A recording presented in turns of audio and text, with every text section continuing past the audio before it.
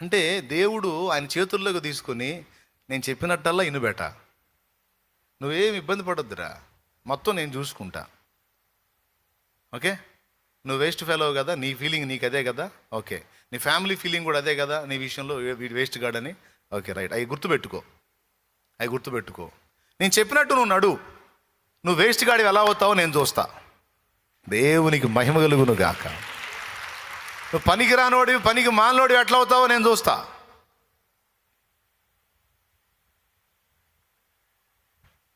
రే పిచ్చోడా, నువ్వు చావటం కాదు, నేను చెప్పిన మాట ఇంటే నువ్వు అనేక మంది చచ్చేవాళ్ళని నీ ద్వారా బతికిస్తా.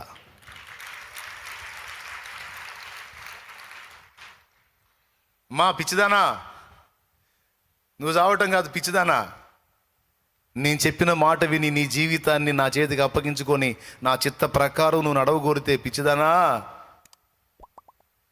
అనేక మంది చచ్చే వాళ్ళని బ్రతికించేటట్టు చేస్తాను నిన్ను.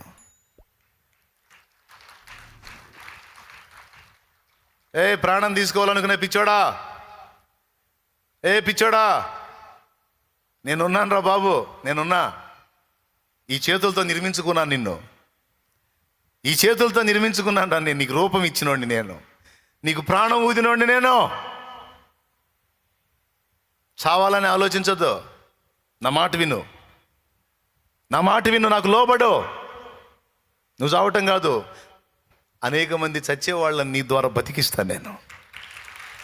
అలా చేస్తా, నా మాట నమ్ము. నేను నమ్మా, నేను విశ్వసించా, నేను ఒప్పుకున్నా, నేను ఆమోదించా. దేవుని కాళ్ళే పట్టుకున్నా, యేసయ్య పాదాలే పట్టుకున్నా. నన్ను అలా చేయగలవా ప్రభు? నన్ను అలా చెక్కగలవా? నేను కూడా పనికొస్తానా? నా జీవితం కూడా ఇతరులకు దీవెనకరంగా ఉంటుందా? అలా చేస్తావా నన్ను? నా మాట విను నువ్వు. సరే తండ్రి, నువ్వేం చెబితే అది అంతే.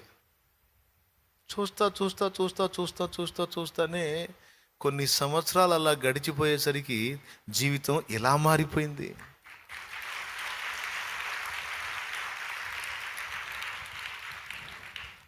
ఊహించలేదయ్యా ఈ జీవితం, వర్ణించలేనయ్యా ఈ భాగ్యము, తులువనైన నాకు ఇంత విలువ కలిగేనని, తూలి రాలిపోయే బ్రతుకు వింత మలుపు తిరిగేనని. ఆ మలుపు తిప్పగలవాడు నా యేసు, ఆ మలుపు తిప్పగలవాడు నా ప్రభు. మీరేమంటారు? కొంతమంది నన్ను కలిసి, అన్నా చచ్చిపోవాలనుకున్నానన్నా, ఆ వాక్యం వచ్చిందన్నా, నీది షార్ట్ మెసేజ్ వచ్చిందన్నా, కరెక్ట్గా అదే టైంలో వచ్చిందన్నా, ఆ మాటలు నాకు విన్న తర్వాత ఇంకా చావకూడదు, పోరాడాలనిపించిందన్నా. నాకు కొండంత ధైర్యాన్ని ఇచ్చినాయన్నా. నిజంగా నీ నుండి దేవుడు ఆ మాటలు పలికించకపోతే నేను ఈ పాటికి చచ్చిపోయి ఉండేవాడిని అని కొంతమంది నా దగ్గరకు వచ్చి చెబుతూ ఉంటే ఆ పక్కగా తిరిగి ఏడుచుకుంటూ ఉంటాను. మరి ఏం చేయాలి నేను? ఆయన మాట వినకముందు నేనే పోవాలనుకున్నా. ఆయన మాట విని ఆయన చెప్పినట్టుగా నడిస్తే ఎంతమంది, ఒకరిద్దరు కాదు నాకు చెప్పినోళ్ళు, ఇక చెప్పనోళ్ళు, నాయన ఫోన్ల ద్వారా తెలియజేసేవాళ్ళు, అది ఇంత సంఖ్య అని నేను చెప్పను. నా దేవుని కృప.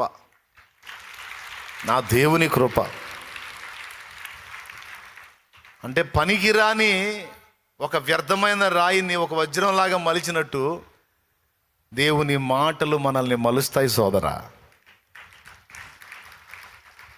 ఐదవది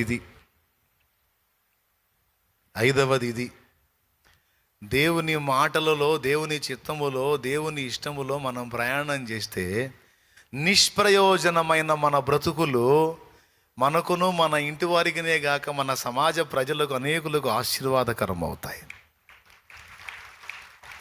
ఎవరి లైఫో ఎందుకు, షాలేం రాజు అనేవాళ్ళ లైఫే చూడు. నా సాక్ష్యం ఎంతమంది విన్నారండి? థ్యాంక్ యూ, వందనాలు. ఒకవేళ వినకపోతే వినండి. షాలేం రాజు సాక్ష్యం అని కొట్టండి, వచ్చింది టీవీ, ఏమంటారు దాన్ని, సెల్ ఫోన్లో వచ్చింది, చూడండి. ఏ పరిస్థితికి వెళ్ళిపోయామో. నేను ఇప్పుడు చెప్పింది నిజం. ఎందుకురా నాయన నేను బతకడం అనుకున్నాడిని నేను. ఈరోజు ఎంతోమంది ప్రాణాలు తీసుకుందామని సిద్ధపడిన వాళ్ళు బతికి బట్టగట్టి తిరుగుతున్నారు. ఈ ఈ ఈ ఈ ఈ అర్భకుడిని వాడుకొని ఆయన చేసిన కార్యం. నేను గొప్పవాడిని కాదు, ఆయన మాట విన్నందుకు నాకు ఈ అదృష్టం లభించింది, ఈ ధన్యత లభించింది. ఆయన మాటలో ప్రయాణం చేసినందుకు, అది కూడా పాటలో పెట్టు. నీ మాటలు వినబడగానే వెలుగు కలుగు మా కన్నులకు, నీ మాటలు పయనిస్తేనే విలువ కలుగు మా బ్రతుకులకు. మీరు పాడండి. నీ మాటలు వినబడగానే, నీ మాటలు పయనిస్తేనే విలువ కలుగు మా బ్రతుకులకు. కృంగియున్న వారిని లేవనెత్తే, చెదరిన మా గుండెలను ఆదరించే నీ పదము. కృంగియున్న వారిని లేవనెత్తే నీ స్వరము, చెదరిన మా గుండెలను ఆదరించే నీ పదము. మాట్లాడుమయ్యా ఓ వాక్య దైవం, మండించుమయ్యా మా దీన హృదయం. నీకు కూడా ఇలాంటి బతుకు కావాలనుకుంటే రాజీ లేదు, సచ్చినట్టు దేవుడి మాట వినాల్సింది. అబ్బాయి అమ్మాయి అంతేనమ్మాయి అబ్బాయి అంతే. జీవితాన్ని అప్పచెప్పటం ఆయనకి. ఆయన అనుభవాల్లో గుండా తీసుకెళ్తాడు. ఏ అనుభవంలో నుంచైనా తీసుకెళ్ళదు. అది చేదైన అనుభవం కానీ మధురమైన అనుభవం కానీ ఆయన తీసుకెళ్తాడు. నువ్వు వెళ్ళు అంతే. ముందు ఆయన ఉంటాడు, వెనక నువ్వు నడు అంతే. కొన్నాళ్ళు ప్రయాణం చేయి. ప్రయాణం జరిగే కొద్దీ నీ జీవితం మారిపోవటం, ఇతరులకు కూడా నువ్వు దీవెనకరంగా మారటం, నీలో విప్లవాత్మకమైన మార్పులు కలగటం నువ్వు గుర్తిస్తావు. ఓకే, మొదటిది ఏంటి చెప్పాను? పరలోక రాజ్యంలో ప్రవేశిస్తాడు, దేవుని చిత్తం నెరవేర్చేవాడు. రెండోది ఏం చెప్పాను? దేవుని విశ్రాంతిలో, ప్రశాంతతలో, గాఢాంధకారపు లోయలలో సంచరించిన టెన్షన్ ఉండదు. ఇంత పెద్ద ఇబ్బంది వచ్చిందే, ఇట్లాంటి ఘట్టం వచ్చిందే, ఎట్ట బయటపడతావో అని జనం నిన్ను చూసి ఎడుతుంటారు. నువ్వేమో పైకి చూసి నవ్వుతుంటావు. ఎందుకు? టెన్షన్ పడవాకండి, ఆయన ఉన్నాడుగా.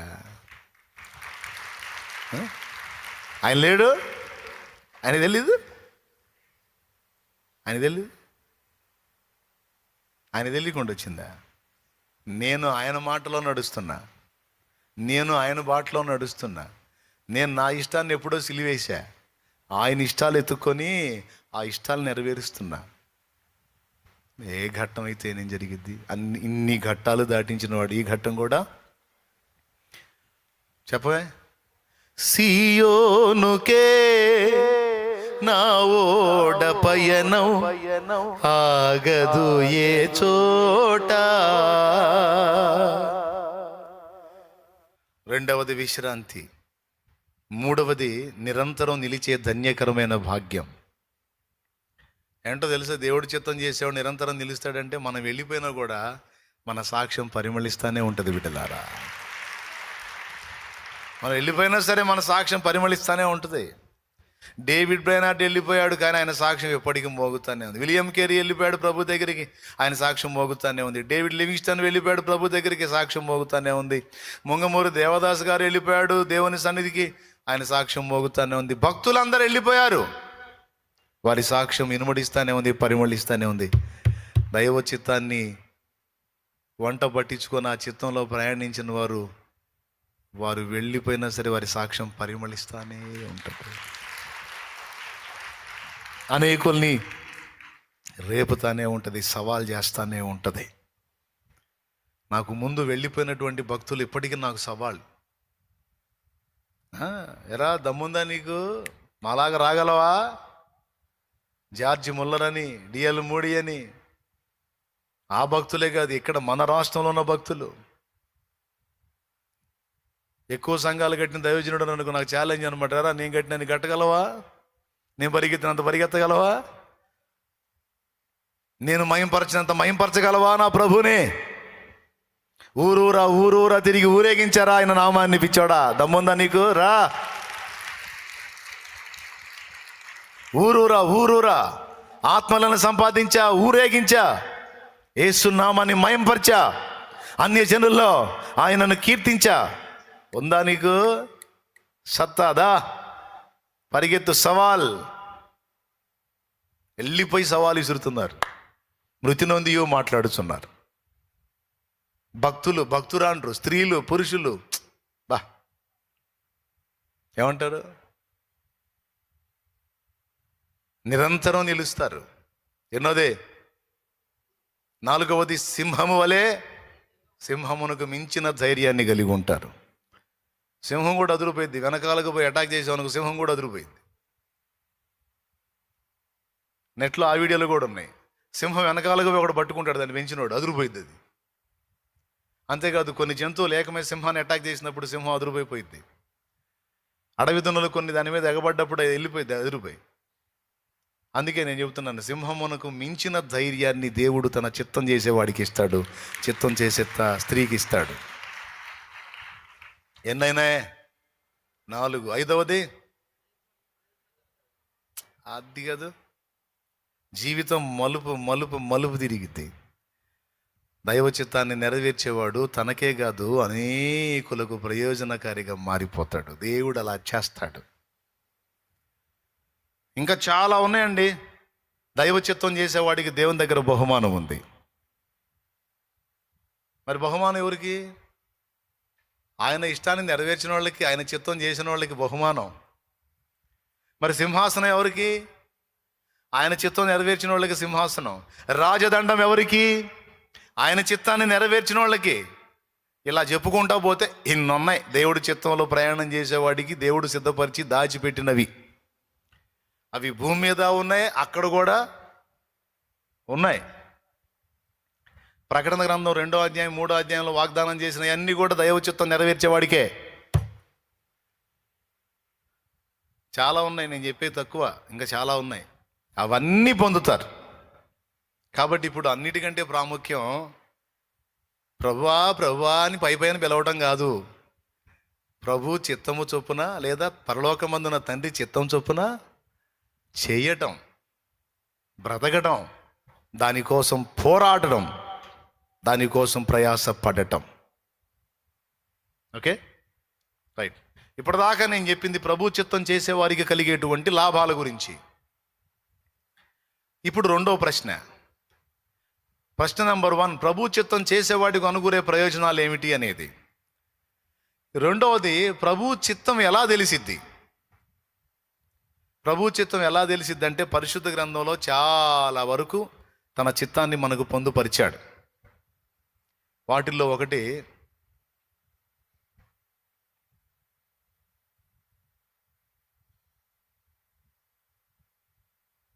ఉంది, చాలా ఉన్నాయి. తెలుసుకుంటానంటే ఇంట్రెస్ట్ ఉందంటే చూపిస్తా, టపీ చూపిస్తా. అందరూ రక్షించబడాలనేది ఆయన చిత్తమాట. అందుకే అందరికీ సువార్త అందాలని దేవుడు ఆశిస్తున్నాడు. ఒకడైనను నశించుట పరలోకమందున్న మీ తండ్రి చిత్తము కాదు, అంతటా అందరూ రక్షింపబడాలనేది ఆయన చిత్తము అని ప్రభు తెలియజేశాడు మత్తయి సువార్తలో. ఏడుందో మీరే దేవులు ఆడుకోండి. అది కూడా తెలియదేంది.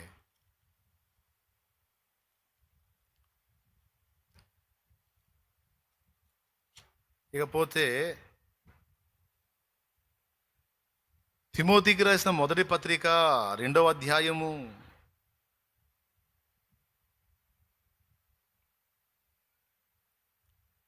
3వ వచనం ఏం చెప్పాడండి? రాజుల కొరకు, అధికారుల కొరకు, ప్రజలందరి కొరకు, మనుషులందరి కొరకు ప్రార్థన, విజ్ఞాపన, యాచన, కృతజ్ఞతాస్తుతులు చేయవలనని హెచ్చరించుచున్నాడు.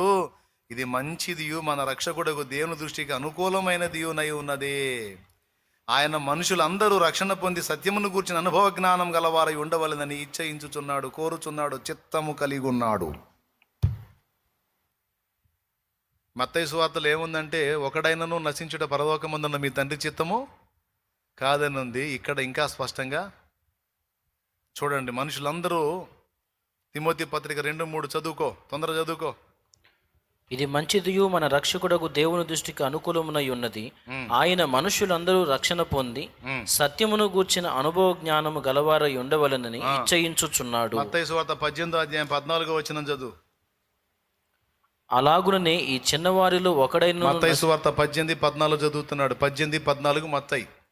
అలాగుననే ఈ చిన్నవారిలో ఒకడైనను నశించుట పరలోకమందున్న మీ తండ్రి చిత్తము కాదు. అది తండ్రి చిత్తం ఏంటంటే అక్కడ చెప్పాడు. ఎక్కడ చెప్పాడు? తిమోతి పత్రికలో అందరూ రక్షణ పొందాలనట. అందరూ రక్షణ పొంది సత్యమును గూర్చిన అనుభవ జ్ఞానం కలిగి ఉండాలనేది దేవుడి చిత్తమట. అక్క రాసుకో. నంబర్ 1 ఏంటి దేవుడి చిత్తం? చిత్తం ఏదో తెలిస్తే చేసేద్దు నన్నయ్య. ఇప్పుడు చెప్పా, రాసుకొని చేసుకో. మరి దేవుడి చిత్తం ఏదో చెప్పమను, టపి చేసేస్తా. ఇన్ని ఆశీర్వాదాలు ఉన్నప్పుడు ఆ చిత్తం ఎందుకు చేయకుండా ఉండాలి? చేస్తా. చెప్పు, ఏంది ఆయన చిత్తం? ఏం చెప్పండి. ఆయన చిత్తం ఒకడైనా నశించుట ఆయనకి ఇష్టం లేదట. అందరూ రక్షణ పొంది సత్యమును గూర్చిన అనుభవ జ్ఞానం గలవారై ఉండాలని ఆయన కోరిక కలిగి ఉన్నాడట, చిత్తమై ఉన్నదట. ఆహా, అందరు రక్షణ పొందాలా? ఓ, మనోళ్ళు ఏడైద్ది అట్టయితే. అందరు రక్షణ పొందాలంటే ఆయన చూసుకోవటం ఏదో మనోళ్ళు అయ్యే పని కాదు. ఇదేమి ఇప్పుడే చిత్తం ఏదో చెప్పమని చేసేస్తానన్నావుగా, చెయ్యాలి. అప్పుడు నేనేం చేస్తానంటే, ఒకడైనా నువ్వు నశించుట పరలోకమందున్న మీ తండ్రి చిత్తం కాదని అన్నాడే అంటే ఎదుటి వాళ్ళు రక్షింపబడాలని తండ్రి చిత్తమై ఉంది. వాళ్ళు రక్షింపబడాలి, సత్యమును కూర్చిన అనుభవ జ్ఞానం కలిగి ఉండాలి. ఇప్పుడు వాళ్ళు రక్షణ పొందాలంటే నేనేం చేయాలి? నేనేం చేయాలంటే నా ఉద్యోగం ఏదో నేను చేసుకుంటా, నా పని ఏదో నేను చేసుకుంటా, ముప్పోట్లా తిని పొద్దున ఒకసారి సాయంత్రం ఒకసారి ప్రార్థన చేసుకొని నిద్రపోవాలి.